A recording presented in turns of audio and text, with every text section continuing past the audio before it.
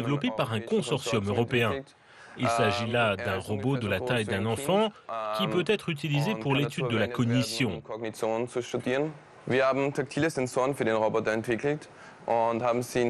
À l'intérieur de ce robot, nous avons mis en place des capteurs tactiles dans ses paumes et ses doigts, et nous allons les utiliser à travers cette expérience. Le robot va saisir une tasse très fragile et qui peut facilement être détruite, mais grâce à ce type de capteur, il va pouvoir la saisir délicatement. À l'aide de sa nouvelle peau artificielle, ce robot est capable de contrôler et de modérer les pressions de la main, même si les iCubes sont en réalité assez forts pour écraser le gobelet en plastique si nécessaire. Les robots sont utilisés depuis longtemps, mais uniquement pour des applications industrielles et sans interaction avec les humains. Nous estimons désormais qu'il est grand temps de penser à des robots qui peuvent interagir avec les humains pour différents types de tâches dans lesquelles le rôle des hommes et des robots puisse être de la même importance, dans l'environnement domestique par exemple, ou pour des opérations thérapeutiques. Le développement de la peau des robots est fondamental pour bien mesurer l'interaction entre le robot, l'environnement extérieur et les humains. Il faut donc s'assurer de jouir d'une sécurité maximale lors de la conception du robot.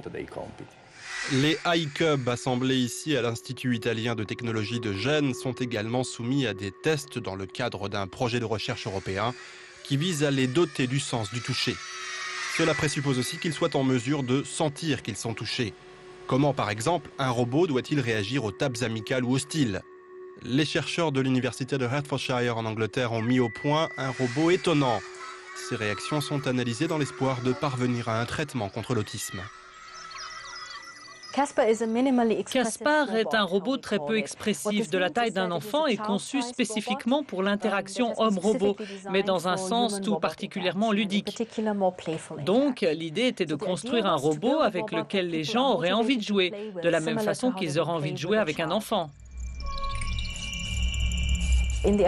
Par exemple, pour des applications spécifiques dans le traitement de l'autisme, l'idée étant de mettre au point des jeux, de concevoir des scénarios et d'interagir avec les enfants, tout en répondant à certains objectifs thérapeutiques, comme notamment de permettre aux enfants de choisir la réaction tactile la plus appropriée. Et c'est le point clé du projet Roboskin. Les scientifiques estiment que les enfants autistes et qui ont des difficultés à communiquer avec d'autres personnes pourraient se sentir plus en sécurité avec une poupée robotisée.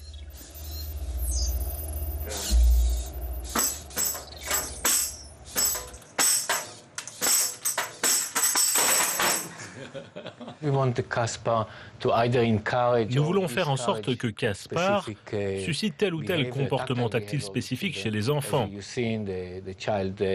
Comme vous l'avez vu, quand un enfant le chatouille, la réaction du robot est positive. Mais dans le cas où l'enfant se montre brutal avec le robot, cela pourrait le dissuader de recommencer. Des réactions aussi naturelles au contact physique sont déclenchées par des patchs sensoriels installés sous les vêtements et la peau de Caspar. Des capteurs souples et flexibles sont raccordés à l'ordinateur qui interprète constamment les différentiels de pression et initie une série de réponses.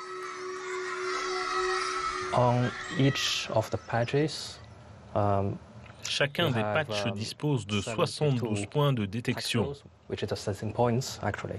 Quand on les touche, la pression s'affiche sur l'écran, comme vous pouvez le voir. Si vous appuyez plus fort, l'intensité de la couleur rouge augmente. Si vous levez la main, il n'affiche plus rien parce qu'il n'y a pas de pression. Dans quelle mesure un robot socialement acceptable peut imiter l'apparence d'une personne vivante, son comportement et ses sentiments?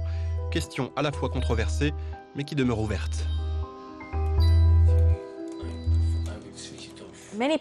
Nombreux sont ceux qui prédisent un grand avenir aux robots. Et c'est pourquoi il est important que l'étude de l'interaction de l'homme avec de telles machines se poursuive. Car ce que personne ne souhaite, c'est d'avoir de telles machines sur le marché et que celles-ci n'aient pas été correctement testées au préalable.